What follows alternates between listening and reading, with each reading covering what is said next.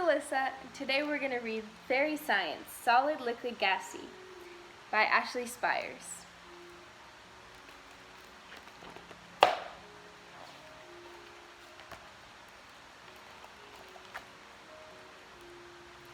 Esther does not believe in magic, which is kind of a big deal when you're a fairy. How does Jack Frost make snow? Magic.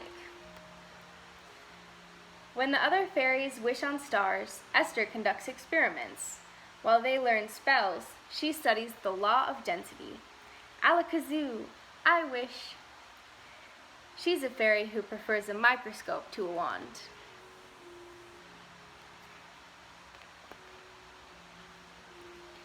Esther is dedicated to science. She and her friends use the scientific method to explore the world around them. First, they ask a question. What happens to the ice when it warms up?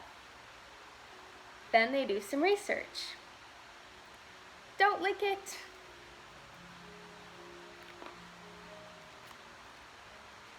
They each make a hypothesis. The ice will change color.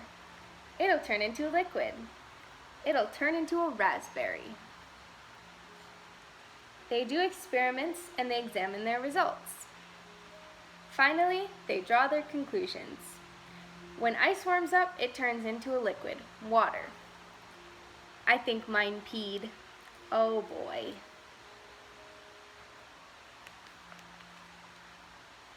Esther and her friends try to share their discovery at school, but none of their fairy mates are interested. So as you can clearly see, the rising temperature causes the water to change from solid to liquid, which is the real reason ice melts. But they're too busy planning for the magic fair to listen to her silly logical theories.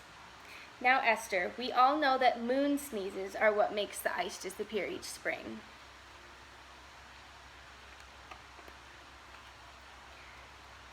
Last year's fair didn't go very well for Esther. Turns out magic enthusiasts are surprisingly clueless. Who's ever heard of molecules? Esther, you have such an imagination. While her fairy mates work on their magic projects, Esther focuses on solving scientific problems. How does the compass needle always point north? Last one to the pond is a rotten toadstool. And there's no bigger problem. Sploot. Then a missing pond. I have mud in my ears. I have mud up my nose. I have mud in all the places.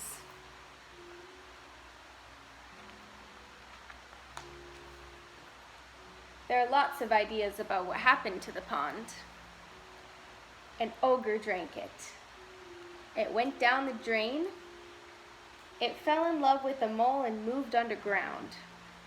It went for a stroll in the woods and got lost.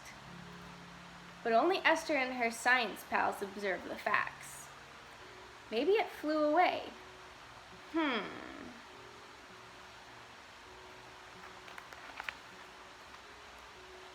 Fig asks a question. Where did the pond go? Clover does some research. This has been the hottest spring in years. Esther forms a hypothesis. We know water is a solid when it's very cold, and it turns into a liquid when it warms up. Together they conduct experiments and examine their results. Aha!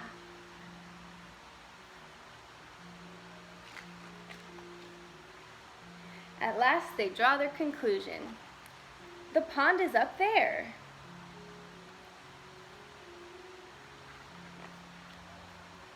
It did fly away. Didn't fly exactly. When the sun heats up the water, it turns into gas and floats upwards to the clouds. The pond will be back when it rains.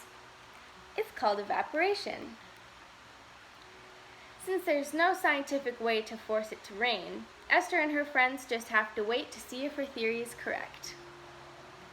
I've noticed that science seems to involve a lot of waiting. Come here, Pondy Pondy.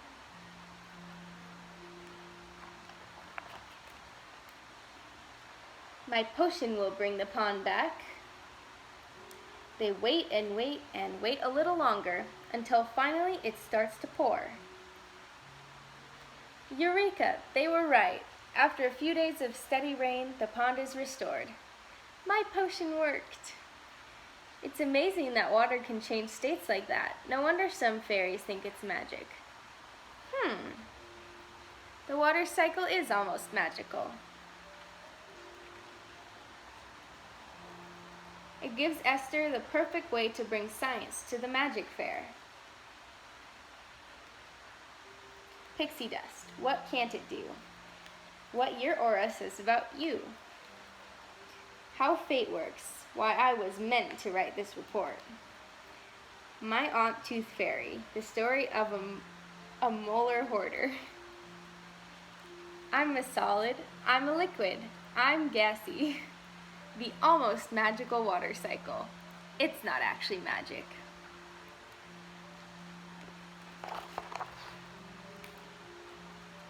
Did it work? What type of spell makes the water change? Water's a shapeshifter? Does water make everyone gassy? Has Esther finally made everyone excited about science? The winner of this year's Magic Fair is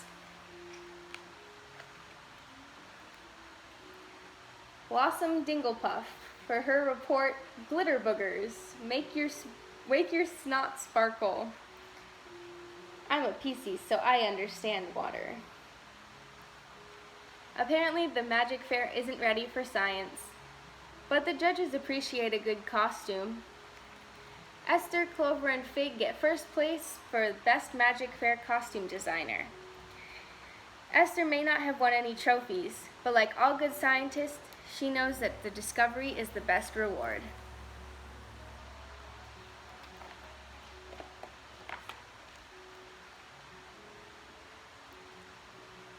And there's always something new to discover.